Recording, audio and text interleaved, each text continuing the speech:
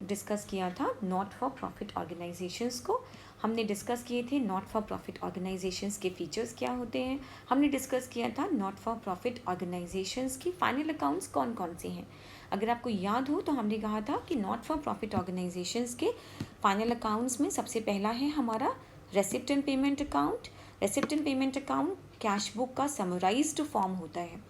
दूसरा अकाउंट था इनका हमारा इनकम एंड एक्सपेंडिचर अकाउंट, जो कि हमारा प्रॉफिट एंड लॉस अकाउंट की तरह होता है और जो हमारे नॉट फॉर प्रॉफिट ऑर्गेनाइजेशंस के सरप्लस और डेफिसिट के बारे में बताता है।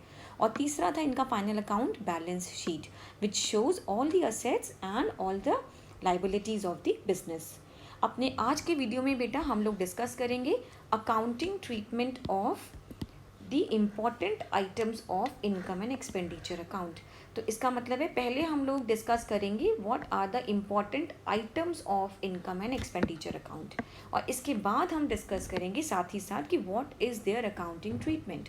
इसका मतलब है कि अकाउंट फाइनल अकाउंट्स में ये कहाँ दिखाए जाएंगे। तो उस डिस्कशन से पहले हम लोग let us discuss what are the expenses and receipts of the business. Now expenses में children when we will discuss, सबसे पहले हमें मालूम होना चाहिए कि what are the revenue expenses and what are capital expenditure. Revenue expenses की अगर हम बात करते हैं, वैसे तो ये 11th का टॉपिक है लेकिन we will revise it in very short. Now revenue expenses की अगर हम बात करते हैं तो they are your day to day expenses of the business. जो बिजनेस के हमारे डे टू डे एक्सपेंसेस होते हैं, जो बिजनेस को हमें रन करने में हेल्प करते हैं। Without these expenses it is not possible to run our business. Now what are these expenses? These expenses are your salary paid, अगर हम salary pay कर रहे हैं, we are paying wages, we are paying interest, similarly advertisement paid, ठीक। तो all these are your day to day expenses। एक और चीज़ की they keep reoccurring, ये reoccur होते हैं। Then comes your capital expenditure children. Capital expenditures are those expenditures which increases the profit earning capacity of the business। Profit earning capacity को increase करते हैं और these expenditure gives benefit in coming years also। यानी इन expenditures को हम एक बार खर्च करते हैं पैसा और इसका फ़ायदा हमें आगे आने वाले सालों में भी मिलता है। जैसे अगर हम एग्जाम्पल लें, then we are buying land, we are purchasing furniture, we are buying machine। That means what, if we are investing in any other asset, so it becomes your capital expenditure। Then comes your revenue receipts and capital receipts। Now what are revenue receipts? Again revenue receipts, जैसी word revenue आता है, it means day to day, so it is the receipt from normal day to day activities of the business। जो receipt हमारी day to day activities से हमें मिलता है। इसका सबसे बेस्ट एग्जांपल है बच्चों सेल्स, यानी जो पैसा हमें गुड्स को सेल करके मिलता है, that is your revenue receipt. Similarly अगर हमें इंटरेस्ट रिसीव हम कर रहे हैं, similarly if we are receiving discount, then also it is your revenue receipt. Now comes capital receipt. Now what are capital receipts? Capital receipts वो होते हैं which create liabilities of the business, जो हमारे business की liabilities create करते हैं। जैसे अगर आपको याद हो सोल प्रोप्राइटर्स में, तो हमने पढ़ा था कि कैपिटल, जो money amount invested by owner in the business is your capital receipt. Similarly if we are borrowing, अगर हम लोन ले रहे हैं तो it is a capital receipt. Clear children? Now when we will come to not for profit organisation, we have separate capital receipts, we will be discussing it later on. अब सबसे important है हमें यहाँ क्या समझना है, समझना ये है कि where these items will go in the final accounts. सबसे पहले हम लेते हैं एक्सपेंसेस को। जो हमारे डे टू डे एक्सपेंसेस होते हैं, these expenses help us to run of the business. So जितने भी हमारे बिजनेस के रेवेन्यू एक्सपेंडिचर्स होंगे बच्चों, these expenditure will go to income and expenditure account. और किस साइड में जाएंगे? बिकॉज दे आर एक्सपेंसेस, तो they will go to expenditure side. अगर आपको याद हो, इनकम और एक्सपेंडिचर में we had two sides, income side and expenditure side. So all the revenue expenses will go to expenditure side of income and expenditure account। Similarly, all the capital expenditures which will help us to increase our earning capacity or which will give benefit in the coming years, all capital expenditure will go to balance sheet. And balance sheet किस side बच्चों? Balance sheet में they will go to asset side. Please remember, capital expenditures asset side में जाएंगे. Okay. Now comes the receipt. All the revenue receipt which are earned from day-to-day business activities will go to again income and expenditure account. And which side, children? This will go to income side of income and expenditure account. And all the capital receipt, children, they will again go to balance sheet. And balance sheet, which side they will go with, children? They will go to liability side of balance sheet. So now when we will discuss all the important items of not-for-profit organization, so it should be very clear in your mind, children, कि first as soon as you see any item, आपको पहले पता करना है कि whether it is an expense or receipt, and then whether it is a revenue item or the capital item, because all capital items will go to balance sheet and all revenue items will be transferred to income and expenditure account. Now let us start discussing all the important items. Now the first item, children, is your entrance fees or the admission fees. The name itself says entrance, yani this is the amount paid for becoming the member of not-for-profit organization. That means if anybody wants to become the member of not-for-profit organization, तो membership लेने के लिए they will have to pay entrance fees or admission fees. नाम अलग अलग हो सकते हैं. Now members तो keep joining the organization every time. अगर एक organization है, suppose club है या school है, तो नए नए लोग तो आते ही रहते हैं. So with this, the entrance fees or admission fees paid by the persons to become the member is your revenue receipt. और अभी इसके पहले हमने डिस्कस किया था कि all revenue receipt will go to income and expenditure account. So this is also a revenue receipt. So this will also go to income and expenditure account. And it is a receipt, children. So this will be transferred to the income side of income and expenditure account. I think it is going to be clear in your minds, because entrance fees is the fees paid by the persons for becoming the member, and it is assumed that members keep joining the organization. So it is treated as revenue item, revenue receipt, and all the revenue receipts are transferred to income and expenditure account. So this will also be transferred to income and expenditure account. And which side, children? This will be transferred to the income side. Then comes the next item, children. The next item is your life membership fees. Now the name itself says it is a life membership, meaning it is the amount paid by the members for becoming the member of the organization for the lifelong. यानी if you want to become the member of any organisation, जैसे suppose करो कौन सा organisation, club है या literary societies होती हैं या लाइब्रेरीज होती हैं, अगर आप उनकी मेंबरशिप लाइफ लॉन्ग के लिए लेना चाहते हैं तो आपको एक साथ अमाउंट पे करना पड़ेगा. दैट मीन्स वॉट कि you will be paying it only once. आप एक बार पे करेंगे तो एक बार पे कर रहे हैं, it means it is a capital receipt. Capital receipt अभी हमने फिर डिस्कस किया था कि all the capital receipts are transferred to balance sheet. Now because it is also a capital receipt, so it will also be transferred to balance sheet. And balance sheet में किस side बच्चों? This will be transferred to the liability side of balance sheet. Clear? Now the next very important items of the not-for-profit organization is donation. We all know what is donation. The name itself says it is not a very new name, children. Donation means दान देना, जो हम normally दान करते रहते हैं, है ना. कोई भी हम दान देते हैं, कभी कभी हम किसी रीज़न के लिए दान देते हैं, कभी कभी हम ऐसे ही दान दे देते हैं कि हम डोनेट करना चाहते हैं, वी आर डोनेटिंग. ठीक.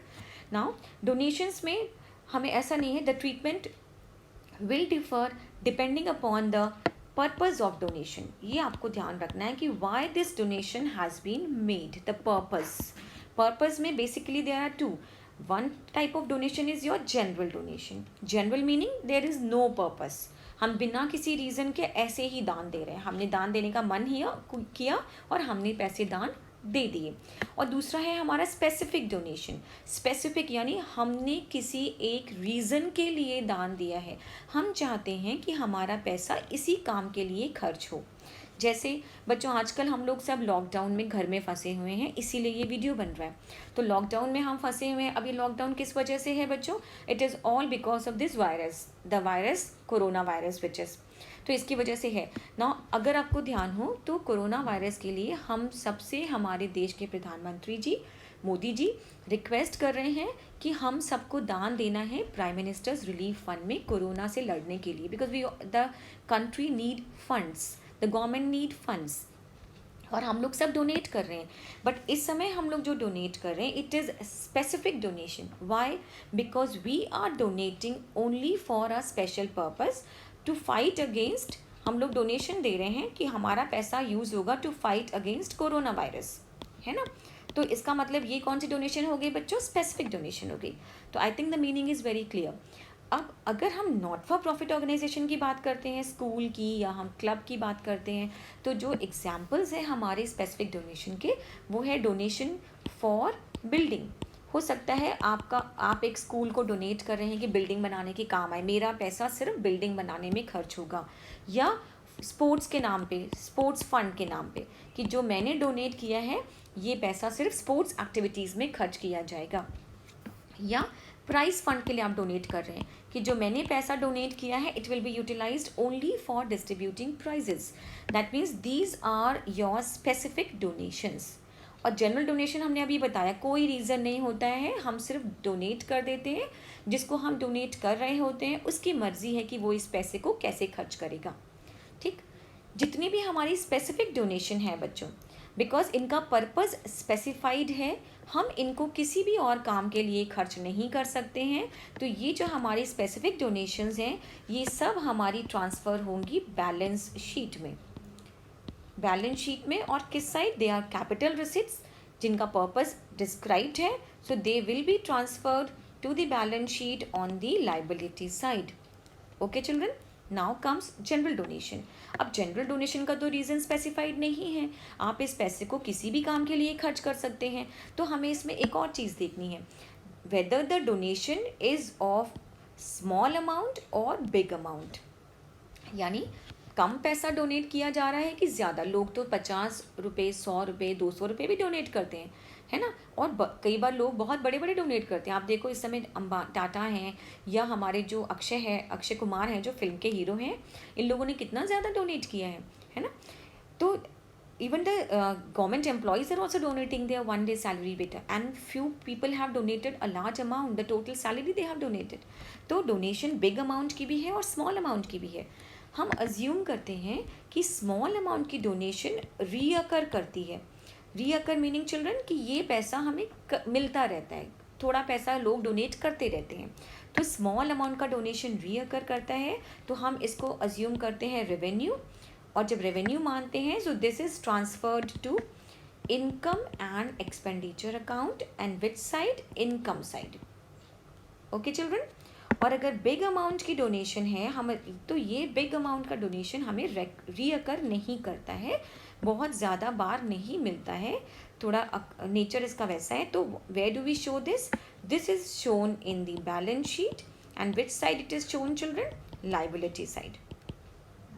तो I think now it is clear. यानी डोनेशन होगी तो पहले आपको यही देखना है कि स्पेसिफिक है कि जनरल। स्पेसिफिक डोनेशन में चिल्ड्रन ये याद रखना है कि यहाँ पे amount is not important, amount is not important. यहाँ पे चाहे वो 100 रुपये भी क्यों ना किसी ने डोनेट किए हों, it will be transferred to balance sheet because the purpose is specified. अगर जनरल डोनेशन है तो ही हमें देखना है कि स्मॉल अमाउंट है या बिग अमाउंट है। स्मॉल अमाउंट इनकम साइड में जाएगा, इनकम एक्सपेंडिचर के, and big amount will go to balance sheet on the liability side. Children I think it is clear. Now the next item, the next item is legacy. Legacy, now what is this? Might be a new term for you children. Legacy is also a kind of donation. पहले आपको ये ध्यान रखना कि it is also a donation, पर कौन सा donation? By the will of a person.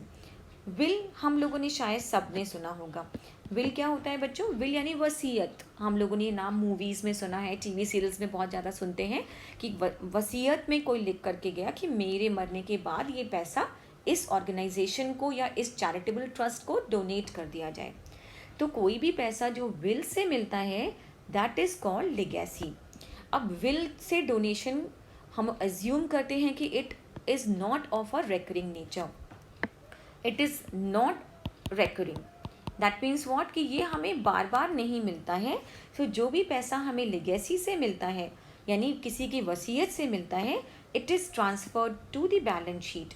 And which side children? It is transferred to the liability side of balance sheet. I think I am clear now. The next comes your endowment fund. It is also a kind of donation. Please remember, जितनी भी not for profit organisation है इनमें कोई as such capital नहीं होता है, because इनको trust चलाती है, हम लोग पहले डिस्कस कर चुके हैं ये। तो इनका जो नॉर्मल पैसा है वो either it is in the form of grants given by the government और donations by various people and the organisations. So endowment fund is also a kind of donation. Now when this is also a donation and legacy was also a donation. So what is the difference? Legacy हमने discuss किया कि will say मिलता है, वसीयत से मिलता है वो पैसा। और एंडोमेंट फंड क्या है? किसी ने हमें पैसा डोनेट कर दिया है, गिफ्ट दिया है उस पैसे को हमें कि हम आपको गिफ्ट कर रहे हैं। तो डिफरेंस क्या है नॉर्मल जनरल डोनेशन में और इसमें? कि हम ये पैसा इस्तेमाल नहीं कर सकते। प्लीज़ रिमेंबर, ये मनी हम यूज़ नहीं करेंगे, डोनेशन यूज़ नहीं करेंगे।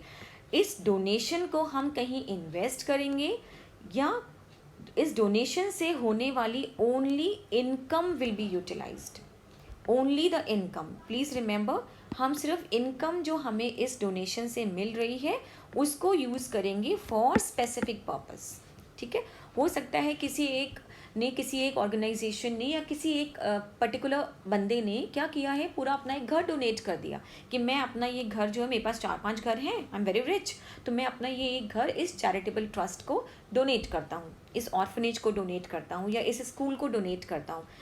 ठीक है, तो अब हो सकता है उस जो घर में हमने वो घर किराए पे उठा दिया है, तो ये इसका मतलब है जो वहाँ से हमें इनकम हो रही है हम सिर्फ उस इनकम को यूज़ कर सकते हैं for specific purpose. Clear children? Now it is use for specific purpose. जैसे ही स्पेसिफिक वर्ड आया, it means what? It is a specific donation and it will be transferred to balance sheet and on the liability side. I think it is clear children. Now comes the next one. The next is your subscription. Subscription. What is subscription? It is the amount paid by members periodically. That means after a regular interval of time, it is amount paid by the members. यानी members को ये एक regular interval of time, regular समय के बाद में payment करनी है। अब वो regular time कौन सा हो सकता है बच्चों? वो हो सकता है monthly payment हो, या वो हो सकता है क्वार्टरली पेमेंट हो आफ्टर एवरी 3 years, या वो हो सकता है 6 monthly पेमेंट हो, एनी। ठीक है, but it should be a regular interval of time, periodical payment करनी है। अब क्योंकि हमने बोला regular interval of time it will be paid by the members, मतलब रीअकर करेगा, तो it is a source of income. तो जैसे ही हमने बोला it is a source of income, it means what? It will be transferred to the income side of income and expenditure account. Okay children, अब subscription में थोड़ा सा एक अलग से कुछ एडजस्टमेंट्स भी हैं बच्चों, उसके लिए हम अपना एक नया वीडियो लेकर आएंगे जिसमें हम एक्सप्लेन करेंगे कि how to calculate subscription which will be shown in the income and expenditure account. Till that time you wait. Now the next comes your honorarium. The word itself says बेटा honour, ये बना ही है honour word से। Honour word का मतलब ही है कि हम लोग ऑनर कर रहे हैं सामने वाले का। दैट मीन्स कोई एक बंदा है या कोई एक पर्टिकुलर पर्सन है, वो अपनी स्पेशलाइज्ड सर्विसेज हमको पे दे रहा है। ठीक है, and it is not regular कि वो हमारा एम्प्लॉय नहीं है, फ्रीक्वेंटली सर्विसेज नहीं दे रहा है मतलब, लेकिन बीच बीच में आकर के वो अपने एक्सपर्ट सर्विसेज हमारे ऑर्गेनाइजेशन को प्रोवाइड कर रहा है। ठीक है, तो वो जो सर्विसेज हमको दे रहे हैं उस सर्विसेज के बदले में हम उनको एक कुछ token of love type, token of respect कह लो या टोकन ऑफ ग्रैटिट्यूड कह लो, क्योंकि उन्होंने हमारे लिए इतना कुछ किया तो हम उन्हें एक छोटा सा अमाउंट पे करते हैं। तो जो हम छोटा सा अमाउंट पे करते हैं वो होता है ऑनरेरियम। अब इस तरह की ऑर्गेनाइजेशन चैरिटेबल हैं तो हम अज्यूम करते हैं कि इन ऑर्गेनाइजेशंस के लिए ये जो ऑनर का काम है, जो लोग सर्विसेज एक्सपर्ट अपने देते हैं वो देते रहते हैं, तो इसको हम लोग क्या अज्यूम करते हैं। And please remember it is a voluntary service undertaken, they are doing it voluntarily, अपने आप कर रहे हैं, but because they are coming and helping us, coming and giving us something, coming and giving us their services, तो we are giving them some a token of amount. So this is shown on the expenditure side of income and expenditure account. So this is a part of income and expenditure account. That means what? This will be shown in income and expenditure account. Okay children. Now come the next item, sale of old asset. Asset we all know. What are assets? Assets are the properties of the business, and here when we are talking, we are going to discuss children only about the fixed asset. यानी fixed assets जो business में है, कौन से fixed assets हैं बच्चों? We all know land and building. This is not one asset without which you cannot think of any organization. Then furniture, again this is an asset without which no organization can run. We all know कि furniture हमारी basic needs में आता है. Then comes your basic machinery.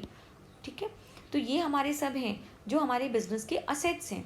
Now assets जब पुराने हो जाते हैं, जब कभी कभी पुराने हो जाते हैं या कई बार हम उनको रिप्लेस करना चाहते हैं, टेक्नोलॉजी पुरानी हो गई है तो भी हम उन्हें रिप्लेस कर सकते हैं, या कई बार आउट ऑफ यूज़ हो जाते हैं, ठीक, तो भी हम उन्हें रिप्लेस करते हैं. Meaning what? When we are selling our old asset, यानी we are either selling our furniture और मशीनरी और लैंड एंड बिल्डिंग और एनी अदर असेट, तो हम उनको सेल कर रहे हैं. तो जो भी हमारा सेल वैल्यू होगा, because it is an asset and where assets are shown, ये हमको याद रखना है कि all the assets are shown in the balance sheet, asset side में शो करते हैं. तो जो भी इनसे सेल वैल्यू मिलेगा, जो पैसा हमें मिलेगा, उस पैसे को हम शो करेंगे असेट्स में, असेट अकाउंट में, क्रेडिट साइड में, because it is going to reduce the value of asset. We all know the rule of asset. Asset is a what kind of account it is? It is a real account. So debit, or it is a like real account, so debit increases its value and the credit decreases, so it will be credited to the asset account. But the gain or loss on the sale of asset, it will not be transferred to the asset account. The gain meaning when we are selling asset and we are earning some profit. अब हम profit कैसे compare करेंगे बच्चों? How do we know कि we are having a profit और loss? तो what are we going to do children?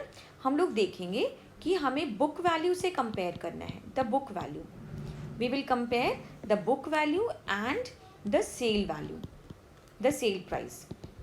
ठीक, book value meaning what? The value as per the balance sheet, the value as per the books.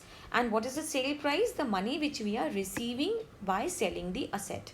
Now अगर हमारी book value बच्चों, अगर हमारी book value कम है and we are receiving more amount, the sale price is more, then we say we are earning a profit and it is known as gain on sale of asset. Similarly, if our book value